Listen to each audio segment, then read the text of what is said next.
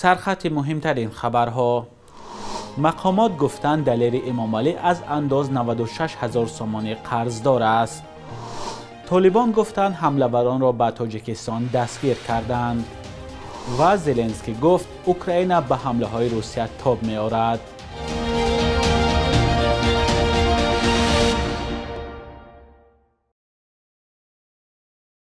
درود بیننده عزیز و هفته نوتان بخیر باشد. این برنامه نوید بامدادی است که با تازه ترین خبرها تقدیم شما می شود. امروز 18 ایول است.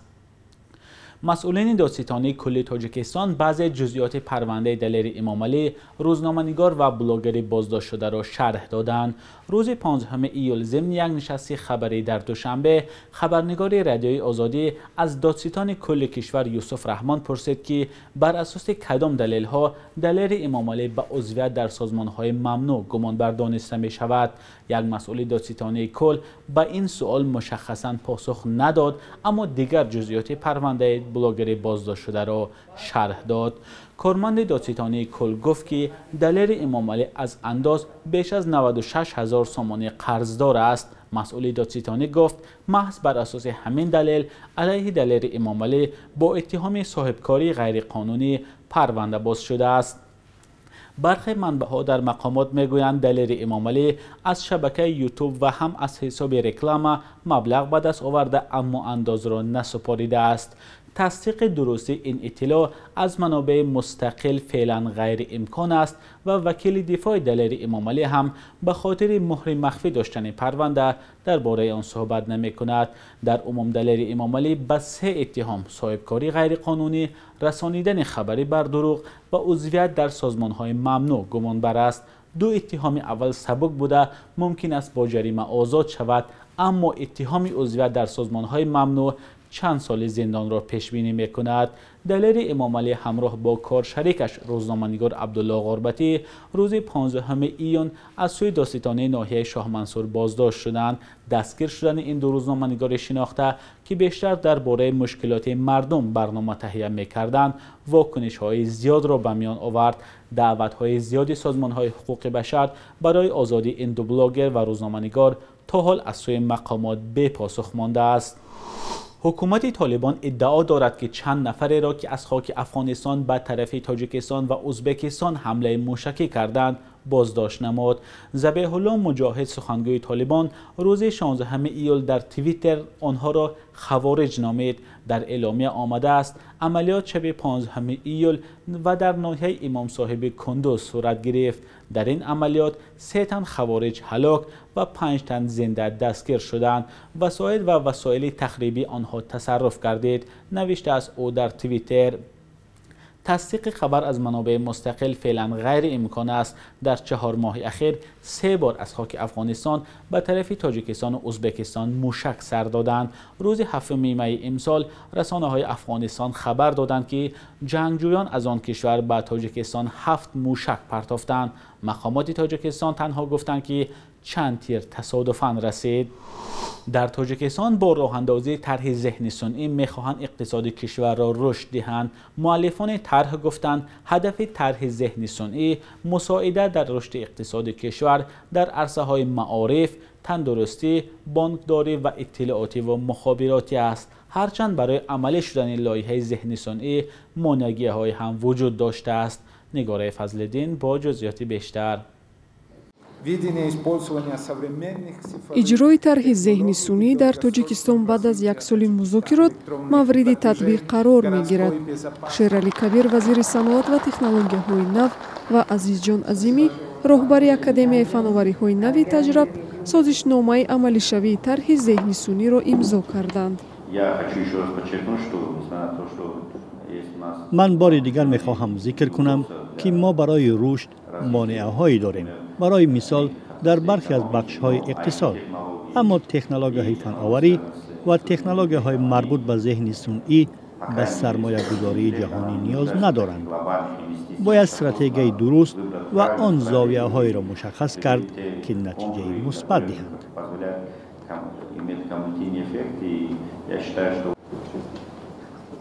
شورای ذهن صنعی در نزد وزارت صنعت و تکنولوژی‌های نو تاجیکستان سال گذشته به فعالیت آغاز کرد. ҳадафи тарҳи зеҳнисунӣ мусоидат дар рушди иқтисоди кишвар унвон мешавад ва дар арсаҳои маориф, тандурустӣ, бомбдорӣ ва иттилоотиву мухобиротӣ истифода мешавад.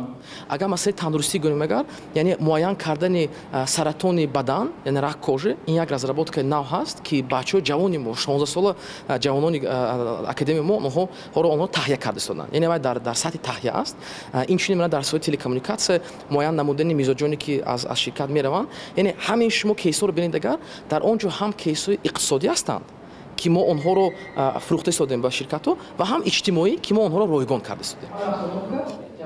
роҳандозии тарҳи зеҳнисунӣ дар Тоҷикистон бори нахуст сурат мегирад. ба қабли Азизҷон Азимӣ мушкили асосӣ дар ин самт дастрасӣ ба интернет, сурати суст ва нархи гарони он аст.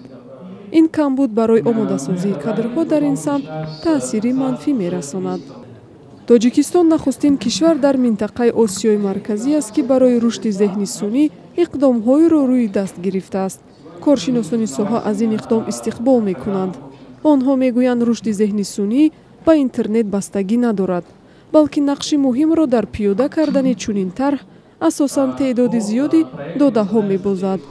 یک منصبدار نظامی کیف میگوید روسیه به مرحله دیگری حمله‌اش به اوکراین آماده می شود. این خلاصه بعد آن بیان شد که مسکو به نیروهایش برای گسترش عملیات نظامی دستور داد.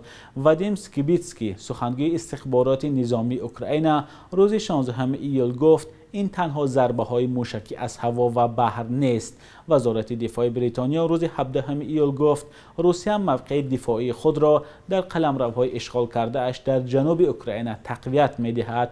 مسکو روز 16 ایول اعلان کرد که عملیات نظامی خود را در اوکراین افزایش می دهد. اوکراین میگوید در 3 روز اخیر بر اثر تیرباران روسیه به شهرها کم از 40 نفر کشته شدند. پرزیدنت ولادیمیر زلنسکی در پیام وعده داد که کشورش توپ خواهد آورد. در همین حال ولادیمیر زلنسکی دادستان کل اوکراین و رهبری خدمات بخطری این کشور را از مقامهایشان برکنار کرد. دلیل برکناری این دو مقامدار بلندپایه اوکراین دست به خیانت زدن چندین مقامدار دادستانی و تفتیشاتی گفته می شود. بخش یک روز تاریخ را همکارم خرامان بقازاده تقدیمتان می کند که مهمترین تحولات تاریخی در روز 18 ایول را فرا می گیرد.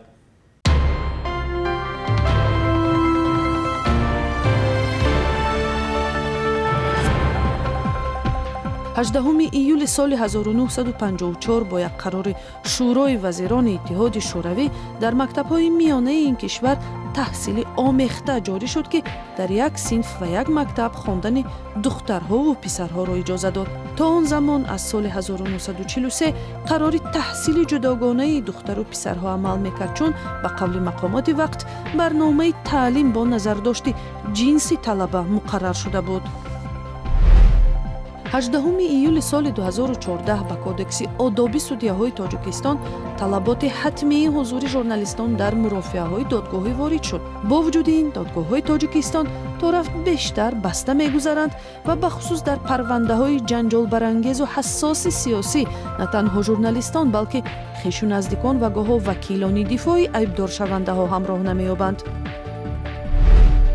18 июли соли 2017 президенти Тоҷикистон тағйироту иловаҳо ба қонун дар бораи ҳукумати ҷумҳурии Тоҷикистонро имзо кард, ки аз ҳама аъзои ҳукумат талаб мекунад дороиҳои худро дар эъломия гузориш диҳад.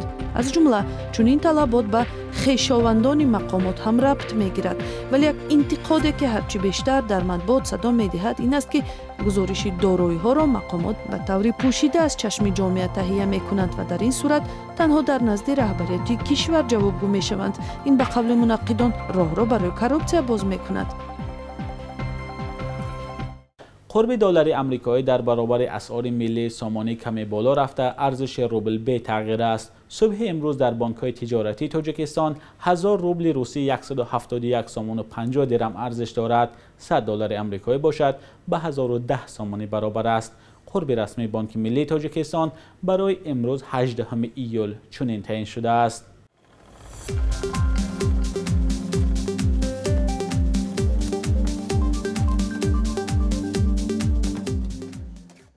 بینندگان عزیز، با پایان برنامه نوید رسیدیم. برنامه بعدی ما 2 ساعت بعد تقدیم شما می شود.